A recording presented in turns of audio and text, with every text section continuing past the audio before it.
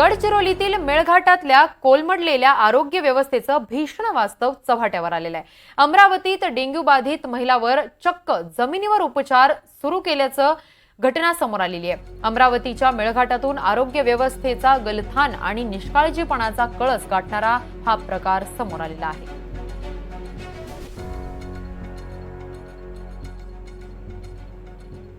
गावात 4 रुग्ण ॲडमिट आहेत, तसंच PSC मध्ये 6 रुग्ण ॲडमिट आहेत। त्यापैकी 4 रुग्ण जे आहेत PSC मधले ते डेंग्यूचेच आहेत। एक पेशंट चिकनगुनियाचा आहे। इथे 3 पेशंट्स जे आहेत ते डेंग्यूना आजारी जे आहेत ते ॲडमिट केलेले आहेत। नाही सर, आपल्याला इथे गाव पातळीवर एकच बेड अवेलेबल आहे, तो उपकेंद्रात आहे आणि परिस्थितीनुरूप आपण त्यांना हे केलेलं आहे। तरी आज बेड अवेलेबल होऊन जातील संध्याकाळमध्ये।